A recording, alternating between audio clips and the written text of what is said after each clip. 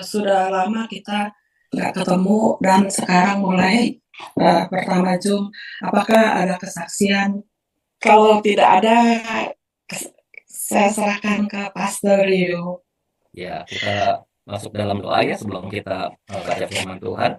Bapa, kami mengucap syukur ya Tuhan, kami mau memuji Engkau Tuhan, worship Your holy name Tuhan, karena Engkau sangat baik dan sungguh baik Tuhan. Kasih-Mu melimpah selalu dalam hidup kami, dan kami mau selalu mengucap syukur kepada Engkau Tuhan, karena hari-hari yang Kau berikan Tuhan. Bapa, kami mengucap syukur, kami telah melewati tahun 2024, dan kami sekarang sudah memasuki 2025, bahkan di bulan Februari ini Tuhan, kami memulai Zoom daripada Senior Fellowship. Bapak, biar Engkau berkati hari lepas hari ya Tuhan. Kami mengucap syukur karena Engkau selalu memberikan kami hari yang baru Tuhan, hari yang selalu menyegarkan Tuhan, dan kami tadi sudah menyanyikan bahwa pertolongan-Mu tidak terlambat ya Tuhan. Terima kasih Tuhan akan kasih setia-Mu yang sangat besar Tuhan di sepanjang hidup kami ini, dan kami mau menyerahkan Tuhan tahun 2025 ini kepada Engkau saja Tuhan. Terima kasih Bapa, sebentar kami akan mendengar firman-Mu, biarlah Roh-Mu yang kudus yang memimpin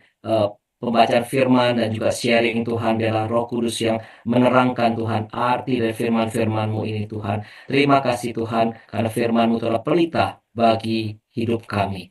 Di dalam nama Tuhan Yesus kami berdoa dan mengucap syukur. Haleluya. Amin. Amin. Ya, terima kasih. Saya mau share tentang apa ya, sebentar ya. Yes. Ya, ya, hari ini kita akan mau baca Yohanes 13 ayat 1 sampai 20. Ya, bisa tolong dibaca satu-satu, bisa bergiliran. Yohanes 13 ayat 1. Sementara itu, sebelum hari raya Paskah mulai, Yesus telah tahu bahwa saatnya sudah tiba untuk beralih dari dunia ini kepada Bapa. Sama seperti Dia senantiasa mengasihi murid-muridnya. Demikianlah sekarang Ia mengasihi mereka sampai kepada kesudahannya. Dan Mereka sedang makan bersama dan iblis telah membisikkan rencana dalam hati Yudas Iskariot, anak Simon, untuk mengkhianati Dia. Ayat 3, Yesus tahu bahwa Bapaknya telah menyerahkan segala sesuatu kepadanya, dan bahwa Ia datang dari Allah dan kembali kepada Allah. Lalu bangunlah Yesus dan menanggalkan jubah. Ia mengambil sehelai kain lenan dan mengikatkannya pada pinggangnya. Kemudian Ia menuangkan air ke dalam sebuah basi dan mulai membasuh kaki murid-muridnya, lalu menyekanya dengan kain yang terikat pada pinggangnya itu. Maka sampailah Ia kepada Simon Petrus. Kata Petrus kepadanya, Tuhan, Engkau hendak membasuh kakiku? 7. Jawab Yesus kepadanya, apa yang ku perbuat, engkau tidak tahu sekarang, tetapi engkau akan mengertinya kelak. 8. Kata Petrus kepadanya, Engkau tidak akan membasuh kakiku sampai selama-lamanya. Jawab Yesus, jikalau aku tidak membasuh engkau, engkau tidak mendapat bagian dalam aku. Kata Simon Petrus kepadanya, Tuhan, jangan hanya kakiku saja, tetapi juga tangan dan kepalaku. Kata Yesus kepadanya, barang siapa telah mandi, ia tidak usah membasuh diri lagi selain membasuh kakinya, karena ia sudah bersih seluruhnya.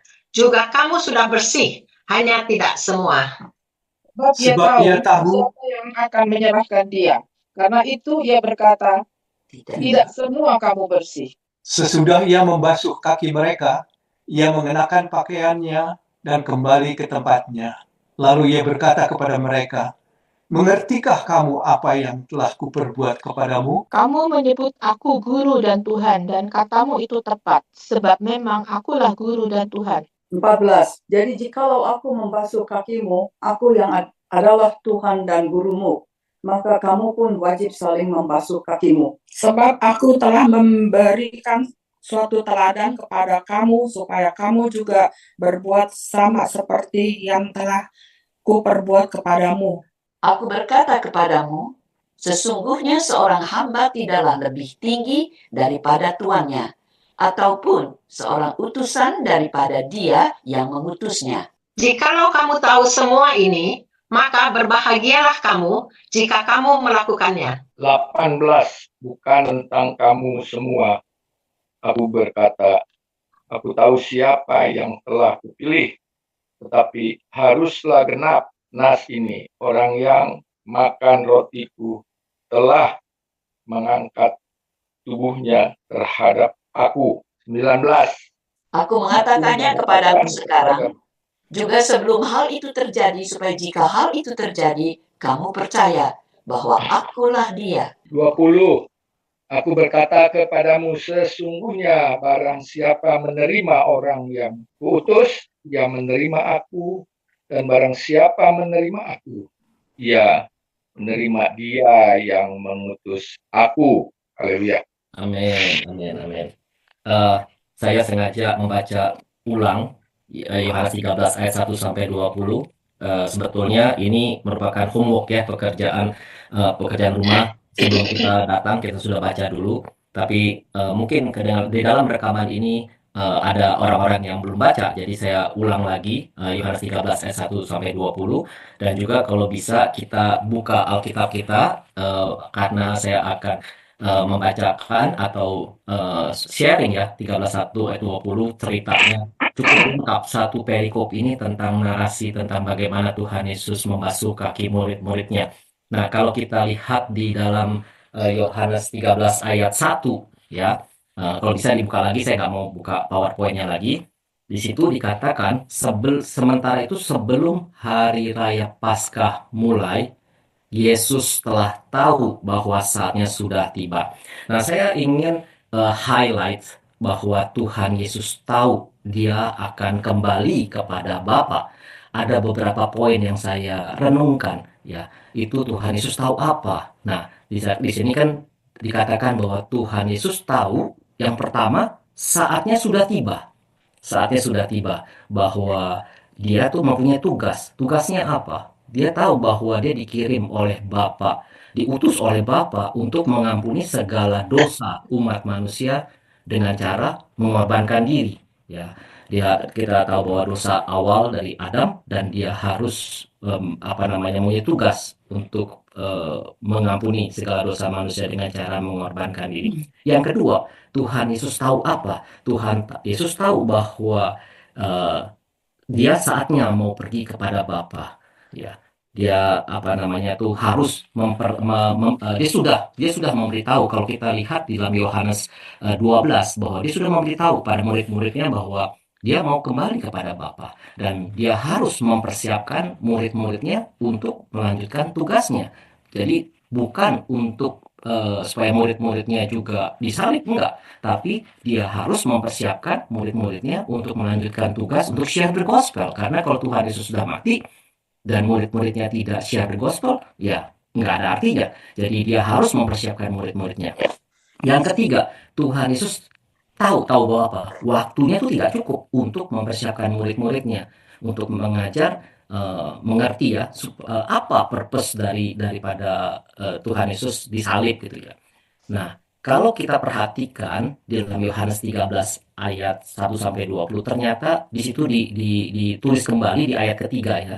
Itu dikatakan ayat ketiga, kalau saya baca ya, dikatakan begini. Yesus tahu. Nah, tadi yang pertama Yesus telah tahu. Sekarang ditekankan kembali bahwa Yesus tahu bahwa Bapaknya telah menyerahkan segala sesuatu kepadanya dan bahwa ia datang dari Allah dan kembali kepada Allah.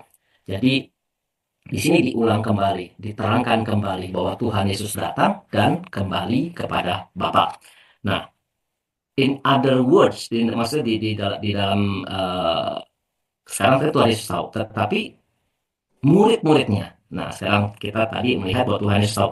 Sekarang saya mau share bahwa murid-muridnya itu nggak tahu. Murid-muridnya itu nggak mengerti bahwa walaupun sudah diberitahu tentang bahwa Tuhan Yesus mau kembali kepada Bapa, murid-muridnya nggak mengerti. Nah, kan kalau kita misalnya Tuhan Yesus bilang bahwa Tuhan Yesus mau kembali kepada Bapa, ya.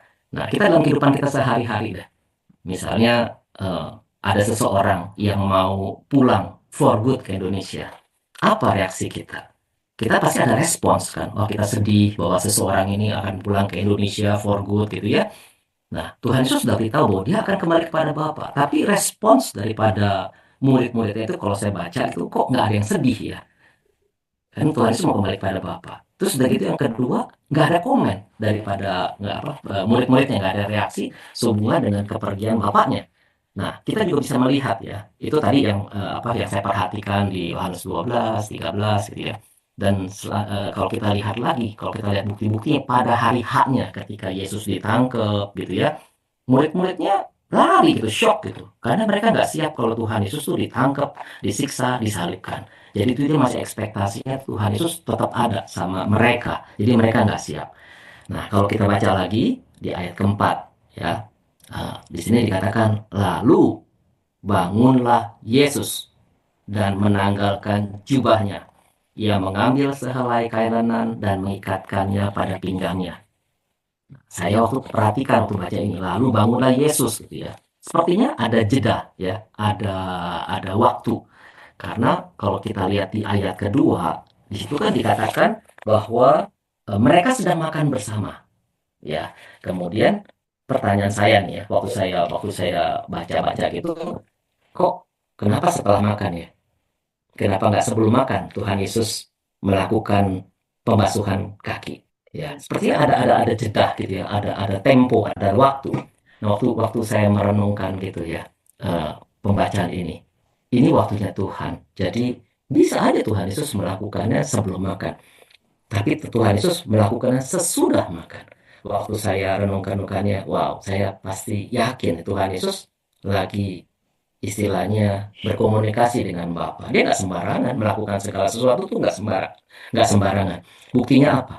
Pada waktu Tuhan Yesus memilih murid-muridnya ya, itu Tuhan Yesus berdoa.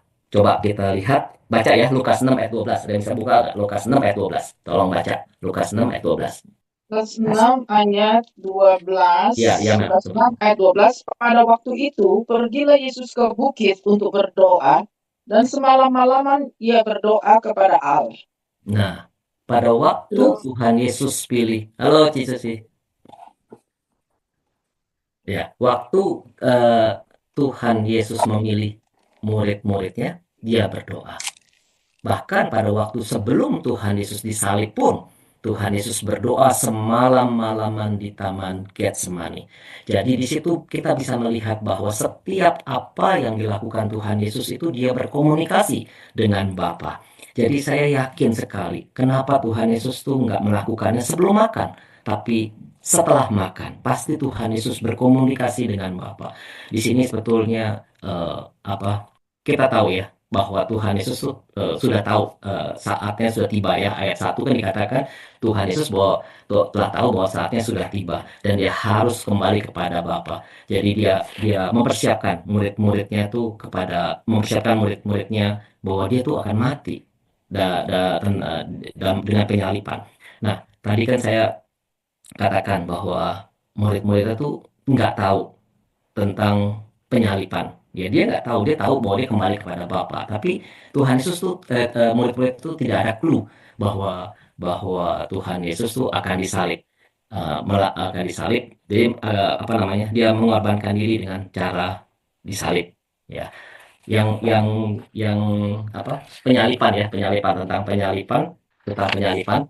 Nah, kalau kita dengar tentang penyalipan ya, itu di dalam benak pikiran dari murid-muridnya, penyalipan itu adalah hukuman yang paling kejam oleh bangsa Romawi terhadap para budak dan orang-orang asing, terutama jajahan yang memberontak.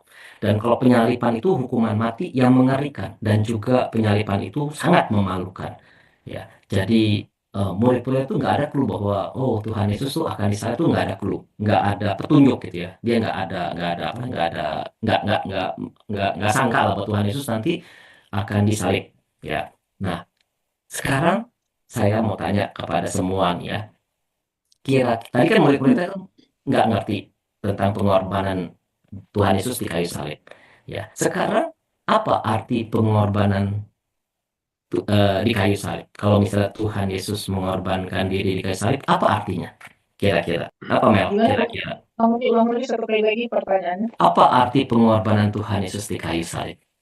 Mengalami segala kekejian, segala pelecehan dan sengsara yang harus dia tanggung sampai dia itu berserah sepenuhnya melakukan tugas yang diberikan Bapa. Ada lagi yang lain? Tuh. Supaya manusia ini sadar dia punya banyak dosa sampai Tuhan itu berani berkorban seperti itu. Jadi meniru sifat Tuhan yang mau mengampuni dosa-dosa. Jadi kita perlu juga minta pengampunan dosa. Ada lagi? Apa maksudnya pengorbanan di kayu salib menunjukkan apa? Sebagai korban dosa, Apa? kan penebus dosa. Kalau dulu kan penebus dosa harus dilakukan setahun sekali binatang. Ini jadi Yesus melakukannya sekali untuk selamanya, untuk memperbaiki hubungan antara manusia dan Allah. The other words ya, bahwa Tuhan Yesus tuh mengorbankan diri di kayu salib untuk apa? Untuk menunjukkan kasihnya kan ya kepada manusia. Tadi sudah dikatakan bahwa dia ingin menebus segala dosa manusia. Jadi dia ingin menunjukkan kasihnya. Ya. Nah sekarang kepada manusia di bumi. Ya. Sekarang dia Tuhan Yesus kan tadi saya katakan bahwa Tuhan Yesus tuh ingin mengajar murid-muridnya karena waktu itu singkat sekali. Bagaimana dia sudah mengorbankan diri, dia sudah mau menunjukkan kasihnya tuh nanti dia akan disalib di kayu salib. Tapi bagaimana dia mau mengajar murid-muridnya tentang kasih itu? Apakah dengan teori saja? Apakah dengan kata-kata? Enggak. Dia harus menunjukkan dengan praktek. Dengan kasih itu gimana? Salah satunya itu dengan membasuh kaki. Kenapa membasuh kaki? Tuhan Yesus mau mengajar membasuh kaki gitu ya. Karena kalau pembasuhan kaki itu adalah perbuatan yang rendah sekali. Itu dilakukan oleh hamba-hamba atau bahasa itunya doulos ya. Itu pekerjaan sepertinya pekerjaan yang rendah sekali. Ya. Itu nggak bakalan dilakukan oleh orang-orang yang maksudnya tuh yang moderat hidup, orang yang hidupnya yang sederhana, yang seperti murid itu nggak bakalan mau. Bahkan kalau kita lihat ceritanya ya di antara murid-muridnya mereka berargumen, siapa yang lebih besar dari saya? Kalau kita baca Lukas 22 ayat 24, coba kita buka ya Lukas 22 ayat 24. Coba ada yang bisa baca nggak Lukas 22 ayat 24? Terjadilah juga pertengkaran di antara murid-murid Yesus. Siapakah yang dapat dianggap terbesar di antara mereka? Nah, itu jadi yang Tuhan mau ajarkan ke murid-murid itu pertama adalah membasuh kaki itu adalah humility sama servanthood. Ya, jadi kalau kita lihat murid-muridnya, jangankan sesama murid gitu ya, sama Tuhan Yesus itu kagak gitu loh. Dan kita bisa lihat di ayat 5, dia bilang gini, kemudian Tuhan Yesus menuangkan air ke dalam sebuah basi, mulai membasuh kaki murid-muridnya, lalu menyekanya dengan kain yang terikat pada pinggangnya itu. Saat itu murid-muridnya diam aja. Ketika Tuhan Yesus mulai membasuh, kenapa? Mereka bingung gitu loh. Mereka shock kok Tuhan Yesus mau ya membasuh kaki. Ya, yang ada responsnya adalah Petrus ya. Dia bilang Tuhan Yesus, ya, kalau kita lihat di ayat 6 ya, si Simon Petrus bilang gini, Tuhan, engkau hendak membasuh kakiku. Nah, kita lihat ya sifatnya Petrus ya. Kemudian Tuhan Yesus katakan ayat 7, apa yang ku perbuat engkau tidak tahu sekarang, tapi engkau akan mengertinya kelak. Nah, saya waktu merenungkan gitu ya, dikatakan engkau tidak tahu sekarang, tapi engkau akan mengertinya kelak ya. Sama seperti kehidupan kita, sampai kita nggak tahu yang kita alami sekarang ini nih kok kenapa ya gitu ya, kok kenapa saya begini, kok kenapa saya begini. Tapi Tuhan Yesus mengingatkan kita dengan wording gini ya, tetapi engkau akan mengertinya kelak ya. Kadang-kadang kita nggak tahu apa yang terjadi dalam kehidupan kita sehari-hari sekarang ini, apa yang terjadi, tapi Tuhan Yesus bilang engkau akan mengertinya kelak ya. Ayat 8 saya baca lagi. Kata Petrus kepadanya, engkau tidak akan membasuh kakiku sampai selama-lamanya. Jawab Yesus, jikalau aku tidak membasuh engkau tidak mendapat bagian di dalam aku. Ayat 9, kata Simon Petrus kepadanya, Tuhan jangan hanya kakiku saja, tetapi juga tangan dan kepalaku. Nah, pada waktu Petrus tahu bahwa jika tidak dicuci, maka tidak akan mendapat bagian dalam Tuhan Yesus ya. Petrus langsung respon, jadi, oh iya, kalau bisa semua badan aja gitu. Tapi Tuhan Yesus itu coba lihat jawabannya. Tuhan Yesus bukan jawabannya, enggak boleh gitu, enggak. Tapi Tuhan Yesus katakannya, yang Tuhan Yesus jelaskan ini bagus sekali. Dikatakan begini, barang siapa telah mandi, ayat 10 ya, ia tidak usah membasuh diri lagi, selain membasuh kakinya, karena ia sudah bersih seluruhnya, juga kamu sudah bersih, hanya tidak semua. Nah, di sini jawaban jika ya, if ya.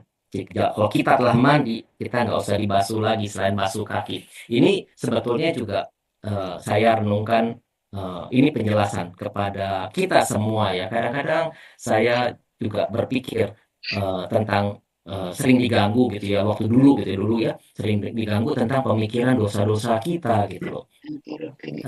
Kadang-kadang coba kita bertanya pada diri kita, apakah kita pernah punya kebingungan ya, apakah kita sudah ditebus dosa kita gitu loh, apakah sudah dibasuh dengan darah Yesus, benar nggak sih, apakah kita selamat nggak sih gitu, apakah kita waduh nih kita masih punya dosa gitu ya,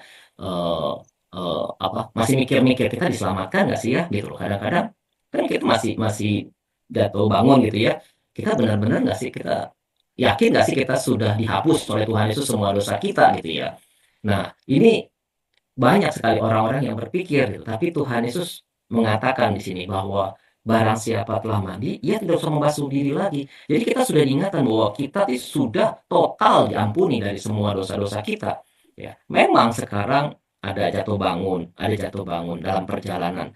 Tapi kita di sini istilahnya ada Roh Kudus yang mengingatkan kita tuh bahwa kita tuh perlu untuk kalau kita jatuh dalam dosa ya kita minta ampun karena kita ada Roh Kudus. Tapi kita perlu ingat bahwa kita sudah diampuni dari dosa-dosa yang lama. Kalau sekarang kita ada dosa, ya kita diingatkan oleh Roh Kudus, karena Roh Kudus itu kan penolong. Ya, Yohanes 14 ayat 26. Coba ada yang bisa tolong baca Yohanes 14 ayat 26 tentang Roh Kudus. Tetapi penghibur, yaitu Roh Kudus, yang akan diutus oleh Bapa dalam namaku, dialah yang akan mengajarkan segala sesuatu kepadamu dan akan mengingatkan kamu akan semua yang telah kukatakan kepadamu. Iya, jadi Roh Kudus itu mengajar, mengingatkan. Sekali lagi saya tekankan bahwa pada waktu kita menerima Tuhan Yesus, dosa kita sudah diampuni, total diampuni. Nah, di dalam perjalanan hidup kita, mungkin kita ada berbuat salah gitu ya, kita menyakiti orang, ya. Tapi kita jangan sampai kita dikondem ya oleh iblis ya. Itu iblis selalu mengkondem, wah kamu tuh masih berdosa, masih begini ya. Tapi Tuhan Yesus baik, dia memberikan Roh Kudus, dia mengingatkan kita kalau kita berbuat dosa, kita diingatkan, kita berdoa kepada Bapa minta ampun ya. Itu yang kita perlu sadari ya. Tuhan, iblis selalu mengkondem, menteror, mentuduh kita masih ada salah, dosa-dosa kamu tidak diampuni ya. Tapi kita yakin bahwa kalau kita sudah mandi, istilahnya sudah dibasuh oleh darah Tuhan Yesus, kita tidak perlu mandi lagi, tapi membasuh kaki. Kita berdoa kepada Bapa minta ampun. Ingat dalam doa Bapa kami dikatakan, ampunilah kami akan kesalahan kami seperti kami juga mengampuni orang yang bersalah kepada kami. Tidak ada orang yang sempurna dalam di dunia ini ya. Karena itu kita perlu humble untuk mengaku kalau kita ada salah, kita mengaku pada Tuhan ya.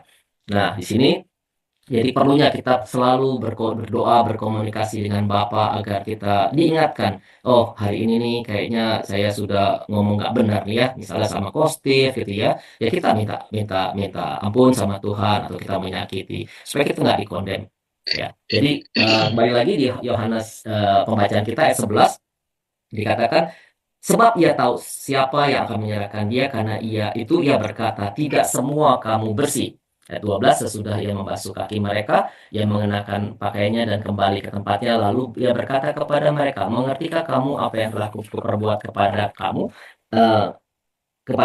Ya, di sini ditanya, mengerti nggak? Gitu loh. Ayat 13, kamu menyebut aku guru dan Tuhan, dan katamu itu tepat, sebab memang akulah guru dan Tuhan. Kemudian di ayat 14, jadi jikalau aku membasuh kakimu, aku yang adalah Tuhan dan gurumu, maka kamu pun wajib saling membasuh kakimu. Nah, di sini saya renungkan lagi ya, kamu pun wajib saling membasuh kakimu.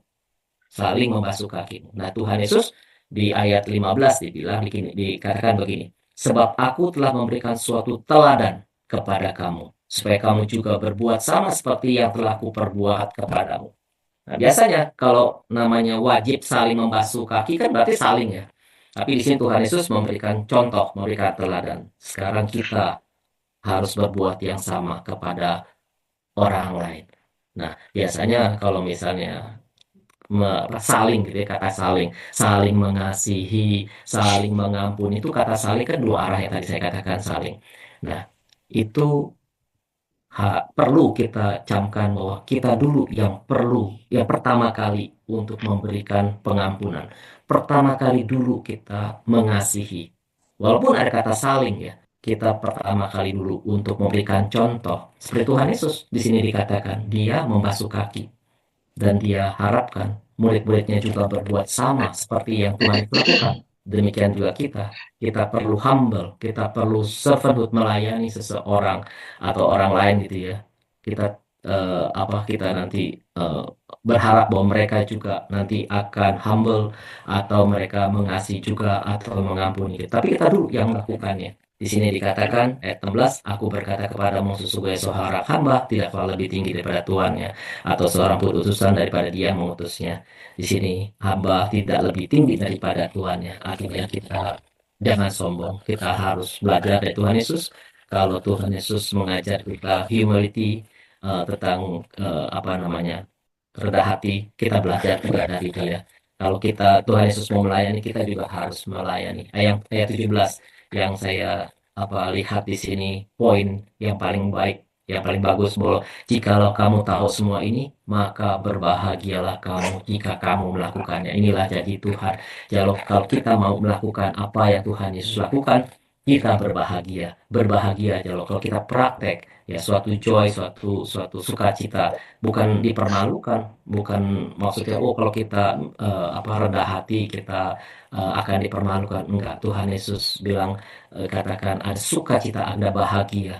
Jadi dalam melayani bukan burden, bukan beban gitu ya, bukan juga kita dipermalukan, tapi kita berbahagia. Jadi di sini saya ambil kesimpulan bahwa dalam perikop ini bahwa kita perlu komunikasi dengan Bapa, seperti Tuhan Yesus komunikasi dengan Bapa. Kita juga perlu komunikasi dengan Bapa agar kita mengetahui apa yang kita lakukan ya, sesuai dengan kehendak-Nya. Kemudian yang kedua adalah kita belajar dari Tuhan Yesus. Kita perlu humble, nggak sombong. Kita juga belajar Tuhan Yesus untuk serving, melayani, dan juga kita belajar Tuhan Yesus untuk mengasihi. Amin. Itu aja yang saya akan share. Mungkin ada pertanyaan atau ada tambahan. Ya, saya melihat itu memang segala sesuatu tanpa perbuatan itu kosong. Jadi memang hal perbuatan Yesus di dalam perikop ini, dia melihat dia sebagai pelayan. Dan pelayanan itu tidak bisa dilakukan kalau tanpa kasih. Dan kasih itu seperti sudah dikatakan, Yesus itu adalah kasih. Jadi kita bisa ambil kesimpulan kalau saya baca ini, saya merasakan, wah, kalau kita nggak berbuat apa-apa, kasih kita itu di mana? Berarti kita disconnect dengan Yesus. Maka itu soal cuci kaki, segala semua itu sebenarnya saya merasakan tuh yang paling rendah yang sudah dikatakan tadi. Kalau kita tidak mau berbuat itu saja, arti Tuhan Yesus berbuat, dia mencontohkan, apakah kita tidak melihat apa yang dia berbuat itu? Salah satu yaitu yang saya bisa melihat dalam persoalan mandi, ada orang beranggapan bahwa kalau mandi adalah penyelamatan atau kematian Yesus, dan pembasuhan adalah pengakuan dosa sehari-hari, yaitu salibnya. Kalau saya melihat di situ tuh soal penghidupan Yesus, pelayanan Yesus, kita patut untuk melihatnya tuh, oh ya saya mau seperti itu, be like Jesus. Ada nyanyian seperti itu. Yang penting adalah saya melihat tuh pelayanan Yesus yang harus orang itu percaya tanpa tanya, tanpa enggak, tanpa diselidiki. Itu persoalannya kita tuh apakah percaya kepada Yesus, perbuatan dia itu. Dan diterima agar beroleh bagian di dalam dia. Peroleh bagian di dalam dia itu artinya tuh banyak sekali tadi itu sudah dikatakan kita berbuat, kita itu akan senang. Bukan artinya kita berbuat mencuci kaki terus dikatain orang. Biarin orang mengatakan itu urusan dia. Itu saya melihat selalu sudutnya di situ. Yaitu karya Yesus untuk menyelamatkan dan mencucikan kita, menyucikan kita itu meliputi semua, yaitu firman-Nya dan korban salibnya, dan kita menerima itu. Kata akhir yang saya bisa bilang katakan, dengan beriman dan melalui baptisan menerima Yesus sesungguh-sungguhnya. Tanpa itu maka kita bisa melihat banyak. Bukan saya bilang saya ini sudah sempurna, tetapi banyak orang itu bilangnya menerima Yesus, tetapi dia tidak melakukan apa yang Yesus katakan dalam pelayanan di sini. Itu aja yang saya tambahkan. Thank you. Pasulio, Ya. di Yohanes 13 ayat 14 ini ada kata wajib. Jadi maksud wajib itu untuk para jemaat. Maksudnya apa? Tadi Alex, kita wajib saling membasuh kaki. Ya. Ya. Dan kata lain ya. Yaitu yang pertanyaannya apa? Pertanyaannya jadi kita orang wajib saling membasuh kaki. Ya, bukan secara praktek itu apa namanya Iya. lakukannya. Yang Tuhan Yesus itu ajarkan poinnya adalah humbleness. Humbleness sama servanthood. Jadi kita perlu dapati. Ya, karena yang tadi saya bilang pembasuh kaki itu adalah pekerjaan hina. Orang lain nggak mau, bahkan murid-muridnya pun nggak mau membasuh kaki Tuhan Yesus. Di situ pun mereka tiba-tiba datang makan aja. Mereka nggak cuci kaki tuh, nggak ini. Tapi Tuhan Yesus lihat bahwa waduh, ini salah satu contoh untuk mempraktekkan kasih Tuhan Yesus gitu loh. Nah, Tuhan Yesus nggak muluk-muluk suruh murid-muridnya semua mati di kayu salib. Enggak, yang sederhana aja apa? Membasuh kaki. Nah, itu kan pekerjaan paling hina. Itu salah satu contoh dalam praktek kehidupan sehari-hari. Mungkin kita juga dalam praktek kehidupan sehari-hari saling mengampuni lah. Itu kan juga salah satu praktek ya untuk saling membasuh kaki gitu. Ya, menolong orang atau banyak yang kita bisa lihat humbleness itu ya. Sombong gitu. Ya, itu aja kok Alex, kita saling. Humble. Saya pernah mencuci kakinya orang di zaman retreat zaman dulu. Oh ya. Itu memang ada satu pendeta khotbah. Bukan pendeta, Hans Wijaya. Oke. Coba dipraktekkan. Saya jalankan itu. Ya, seseorang itu waktu saya mencuci itu menolak. Jangan Steve. Iya. Nah, ini saya mengingat kepada Petrus. Iya. Bisa bilangnya sekalian seluruh badan. Iya. Atau dia menolak. Kalau saya melihat, ini ngomong sehari-hari ya, kalau menolak itu rugi. Sudah ada orang yang mau nyuci. Yesus itu mau mencuci kaki kita, artinya dia lagi melihatkan kasihnya kepada kita. Iya. Supaya kita itu dikasih sama Yesus, kita harus menerima itu. Jangan kita menolak dalam penghidupan. Ya, ini boleh dikatakan dalam sehari-hari kita tuh jangan menolak kalau orang tuh mau mendoakan kita, orang itu mau berbuat baik pada kita. Tapi Yesus itu kasih. Praktekanlah itu apa yang di dalam pelayanan Yesus yang kita sudah baca banyak di sini. Ya itu sajalah. Kalau dalam praktek sehari-hari apa? Kalau merendahkan ini humble. Coba pikirkan ya, coba dalam praktek dah. Kalau kita praktek itu sehari-hari, kalau kita dimarahi sama orang, kita emosi nggak? Atau kita mau diam, kita mau balas? Atau apa dalam praktek kehidupan sehari-hari? Kita pikir nggak kira-kira humbleness itu apa dalam praktek sehari-hari? Supaya kita ada aplikasinya gitu loh. Bukan mengampuni ya. Ya, secara manusia tentu kita Nggak tahu ya. Kalau saya secara manusia tentu kalau kita dimaki orang atau dituduh atau ya reaksinya adalah pasti Balas. sedih lah ya, sedih dan segala macam. Dan sebagai manusia ya pastilah kita kalau disakiti udah sangat menyakiti sekali ya balas gitu, apalagi kita laki-laki. Kalau perempuan mungkin masih bisa diem gitu ya. Kalau lelaki nggak bisa. Saya laki-laki, kalau saya disakiti orang, kalau nggak terlalu ya diem aja, gue diem sekali, 2 kali, 3 kali, gue sikat juga balik. Misalnya kok itu dulu kan, sekarang nggak gitu lagi kan? Tetap saya sekarang juga begitu. Kalau yang menyakiti berlebihan ya, kalau cuman ini ya hindari aja gitu. Kita belajar juga dari Yesus ya, bagaimana Yesus mau ya kan mengasihi murid-muridnya, bahkan ya murid itu ya, dia guru ya, mengasihi muridnya. Nah kita juga belajar dari dia ya. Kalau memang bisa kita hindarilah. Iya. Kalau enggak sih ya balas saya tonjok lagi. Itulah kalau kita sudah ada dalam Tuhan, pada saat kita melakukan pembalasan pasti ada di hati kita tuh pasti ada tidak damai ya. Kalau tidak damai kasih ada kayak aduh gitu ya. Karena emosi gitu. Roh Kudus tuh ada di dalam kita. Roh Kudus itu yang akan menegur, mengingatkan. Melakukan itu memang mungkin dia nggak sadar. Bisa juga gitu ya. Kita berusaha lah. Ya, Roh Kudus mengingatkan supaya kita itu sadar gitu ya. Roh Kudus itu ada dalam hati kita, menegur gitu, menegur kalau kita emosi. Misalnya saya ke Alex, buang sampah ini. Siapa kamu gitu misalnya. Saya kan bos gitu ya, ataupun saya apa gitu. Nah itu kan salah satu kita humbleness. Mau nggak kalau misalnya orang minta tolong gitu ya. Tolong dong ini buang sampah. Mungkin kita bilang, siapa kamu gitu loh. Kadang-kadang kan begitu, ada orang yang merasa tinggi hati, merasa sombong karena punya kekuatan, punya kekuasa, punya uang. Jadi kalau untuk pekerjaan hal-hal yang hina, nggak mau. Nah itu kan juga salah satu kita humbleness, kita ya itu kadang-kadang Roh Kudus menegur kok, bukan hanya itu aja, itu salah satu contoh ya.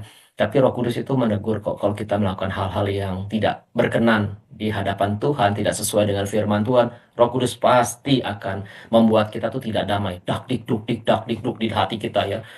Ada emosi, ada panas. Nah, itu berarti kita ditegur gitu. Kita perlu ingat, bukan kita jadi menuruti kemauan kita gitu loh. Kedaging itu namanya kan kedagingan. Kalau kita balas itu kan kedagingan. Nah, itulah yang ada kedagingan dan Roh Kudus kita bisa kita bisa lihat bahwa Tuhan tuh masih sayang sama kita, menegur gitu.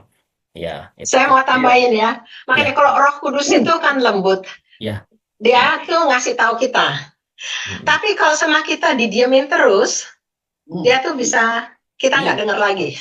Jadi lainnya Roh Kudus sama orang.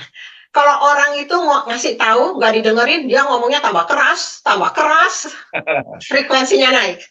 Tapi kok Roh Kudus ngasih tahu, orangnya nggak mau dengerin, dia tambah pelan, lama-lama orangnya udah nggak dengar lagi, nggak berasa lagi kalau dia salah, udah nggak ketegur lagi gitu. Karena roh karena kedagingan kita yang tinggi gitu. Jadi kedagingan sama roh itu seperti begini. Kalau Roh Kudus ada dalam kita, kedagingan kita turunkan ya. Tapi kalau Roh Kudusnya kasih tahu ke kita nggak mau denger ya, kedagingan kita yang tinggi. Roh Kudusnya yang jadi di bawah. Padahal Roh Kudus masih ada, tapi kedagingan kita yang masih dipiara. Maksudnya kita matikan Roh Kudus yang akan tapi kita belum mematikan ini kedagingan kita. Itu yang menjadi perenungan ya. Saya mau tambahin dikit ya. Tadi yang dibilang humbleness itu apa? Tadi sebetulnya Steve udah nyinggung sedikit bahwa emang tadi banyak kita bicarakan humbleness itu kita sebagai orang yang humble mau melakukan pelayanan yang rendah ibaratnya. Tetapi sebetulnya menerima pelayanan dari orang itu juga menunjukkan humbleness. Ada orang terlalu sombong tidak mau menerima pelayanan dari orang. Itu yang di 13:8b jawab Yesus, jikalau aku tidak membasuh engkau, engkau tidak mendapat bagian dalam aku. Ya, jadi kita tahu juga bagaimana kita mulai hidup dalam Tuhan. itu dimulai dengan menerima penebusan Tuhan dalam hidup kita. Jadi bukan kita selamat sebab kita orangnya emang baik. Kita selamat sama sekali enggak. Itu enggak ada gunanya. Mau kita baca firman Tuhan 100 kali dalam 1 tahun, mau kita melayani bersihin WC di gereja semua, tetapi kalau kita tidak menerima penebusan Tuhan Yesus dalam diri kita, kita tetap tidak selamat. Jadi ini juga seperti yang Yesus bilang. Jadi apa itu kita harus mulainya kita bisa jadi Kristen, bahwa kita humble, kita tahu bahwa kita tidak dapat menyelamatkan diri kita sendiri. Hanya dengan menerima pelayanan dari Yesus dalam hidup kita, itu yang jadi semua dimulai dengan humbleness. Perendahan diri. Jadi ini ya dalam Yesus itu udah jelas, tapi juga dengan teman. Kadang-kadang kan kita kok ditolong sama didoain sama Pastor Yu, ya dong, kan orang keren. Tapi kalau orang yang biasa-biasa, dia nggak perlu doain buat saya yang gitu-gitu. Jadi ini humbleness tuh bisa menerima pelayanan dari orang lain juga. Amin. It's true. Ya kita dikasih akal lah sama Tuhan ya, kita menghadapi masalah di dunia ini ya dengan akal kita. Kayak seperti saya waktu masih di Jakarta, saya diancam mau dibunuh, dia bawa golok, dia cari-cari saya, macam-macam dah. Tapi saya pikir gue lawan, bisa juga gue kebacok gitu kan. Bagaimana caranya supaya dia juga agak sedikit takut sama saya, makanya saya sampai join militer 8 tahun. Nah, disitulah saya pakai belilit, dia nggak berani, ya, nggak berani, karena dia pikir, lu bacok gua bukan bacok guanya nih, bajunya ini, ya kan? Jadi, mereka jadi takut dengan cara itu makanya saya join 8 tahun, join militer. Jadi mereka juga, kemana-mana saya pakai baju militer, kemana-mana, ya, resmi itu. Cuman nggak bawa pistol, malah yang jadi itu kan waktu itu panglima kodamnya, pangdamnya siapa tuh saya lupa. Dia bilang dia mau beli pistol juga boleh, dia bilang asal nanti kita kasih resmi suratnya. Saya pikir kalau dengan pakai senjata kita lebih panas terhadap orang ya. Maksud saya supaya lu hindari lah, lu jangan ancam gua lagi dah gitu ya. Sampai rumah saya dulu mau dikeroyok, mau dibakar, itu saya khawatir di rumah, aduh gimana. Dengan saya join begitu, tiap hari saya pakai itu, mereka lihat preman segala macam, nggak berani lagi, ya. Bahkan dengan saya begitu, dia nggak berani, terus ada preman-preman yang ini datang minta duit, saya kasih. Lalu minta duit, oke, minta duit aja, nih 5.000 gue kasih. Tapi jangan ngancem-ngancem ya, awas. Dia bilang gitu. Satu hari datang ke rumah, share di rumah ketakutan, gedor rumah. Terus saya pulang, dia bilang itu si Joni datang gedor-gedor rumah. Saya samperin dia. Preman memang. Akhirnya, ya nggak, kok saya nggak ada uang. Lu kan gua udah bilang, ketemu gua boleh minta, tapi jangan datang ke rumah gua. Ya, saya bilang, saya banyak bantu dia. Akhirnya dia mati overdosis, mati di WC wali kota. Pada waktu saya udah join gitu kan, saya selalu dengar berita dari Kodam, ya kan, Koramil, dengar berita pagi-pagi ada mayat di WC wali kota. Wali kota tuh dari rumah saya dekat sekali ya. Paling 100 meter saya datang jalan kaki sampai di wali kota. Berita ada mayat gitu. Saya terus monitor terus. Ya jadi terus datang kan, polisi datang, Koramil datang, Babinsa datang, lihat berita si Joni. Nah itu orang itulah yang nggak bisa diiniin. Kita sering bantu dia sampai dia nggak punya kerjaan. Saya datang ke wali kota itu tukang parkir. Dia mau parkir nih si Joni, boleh kok, nggak apa-apa, asal dia mau kerja gitu. Udah jadi tukang parkir padahal di situ. Akhirnya dia mati overdosis. Itulah orang kalau nggak bisa diiniin ya kan, mau-maunya sendiri, akibatnya seperti itu. Ya, kalau kita ini kita minta hikmat pada Tuhan ya. Dan tadi pernyataan daripada Ci Inge yang saling mendoakan, kita juga memang saling mendoakan, jangan kita berharap hanya pastor aja yang bisa doakan. Coba kita lihat tadi Yohanes 13 ayat 20 ya, dikatakan begini. Aku berkata kepadamu, sesungguhnya barang siapa menerima orang yang kuutus, ia menerima aku. Ini bagus, karena apa? Pada waktu orang itu mendoakan, itulah Tuhan Yesus mengutus. Untuk misalnya Melanie doain Ci Ingrid gitu ya, itu kan Melanie diutus sama Tuhan untuk mendoakan Ci Ingrid. Jadi kita perlu untuk menerima orang yang Tuhan Yesus diutus ya untuk mendoakan, karena mendoakan itu penting.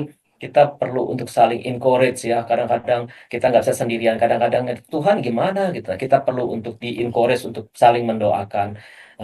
Di sini penting sekali kita tuh. Tuhan Yesus aja mengajar, bukan hanya mengajar membasuh kaki, tapi juga mengajar untuk kita selalu berdoa. Tuhan Yesus saja berdoa kepada Bapa untuk minta petunjuk loh, untuk memilih murid-muridnya. Waktu melakukan tugas-tugasnya, itu Tuhan Yesus ajarin itu. Kalau saya perhatikan kehidupan Tuhan Yesus itu berdoa.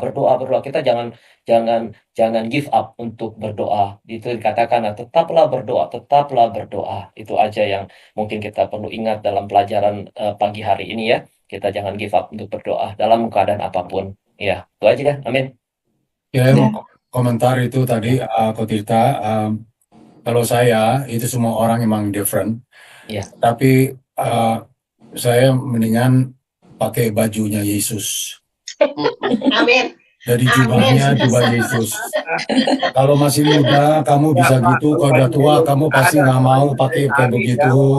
Nggak ada bajunya Yesus, nggak ada. Kalau ada Ya, saya beli. tetapi kamu mesti ngerti secara rohani.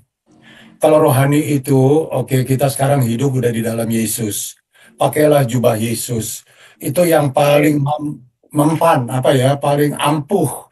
Yang paling kita bilang kalau kita pakai jubah Yesus itu ya, kita itu hidup dalam kehendak Dia. Bukan lagi di dalam kekuatan kita, kemampuan kita. Ya itu saja. Amin. Thank you semua. Ya, Thank you Pastor kembalikan Liu. kepada Ingrid. Ya. Oke, Ingrid. Kita udah selesai ya. Mari kita berdoa penutup. Thank you. Ya. Bapak yang baik, Tuhan Yesus, kami sangat bersyukur dan berterima kasih atas firman yang sudah diberikan. Biar kami boleh mengingat-ingatnya terus Tuhan, dan kami boleh memakainya di dalam kehidupan kami sehari-hari ya Tuhan. Terima kasih Bapak, ajari kami terus Bapak. Ya Bapak, kami juga mau berdoa untuk yang tidak bisa hadir, para teman-teman kami Tuhan, ya, yang lemah dikuatkan dan yang sakit disembuhkan ya Tuhan, karena kasih-Mu begitu besar Tuhan. Terima kasih Tuhan, dan juga kami serahkan kepadamu Tuhan dengan tangan kasih-Mu Tuhan, dalam nama Yesus kami telah berdoa dan mengucap syukur. Amin. Saya mau terima kasih kepada Ingrid dan Alex. Dia hadir dari Florida saat ini. Begitu setianya, saya mesti gambarnya kayak Pastor Liu begitu. Saya pengen lihat kamu lagi di pantai sebenarnya. Dan Ya, juga mengorbankan bisa berenang di laut, tapi mau Zoom dengan kita semua. dan juga Susi, thank you hadir. Tadi dia dari appointment dokter, jadi dia bisa masuk. Ya, semua baik-baik ya. Jadi saya bersyukur kamu Susi bisa di sini juga. Iyalah, saya serahkan. Ya, juga terima kasih Pastor Liu, biar baru pulang dari Indonesia, bisa hari Minggu khotbah, Rabu ini share. Terima kasih banyak Pastor Liu. Begitu. Roni, saya lihat istri kamu lagi jalan di belakang. Gak even say hi kepada kita. Hai. Dua minggu lagi. Ya, Melanie yang akan facilitate. Alright. Oke, terima kasih Steve, Inge.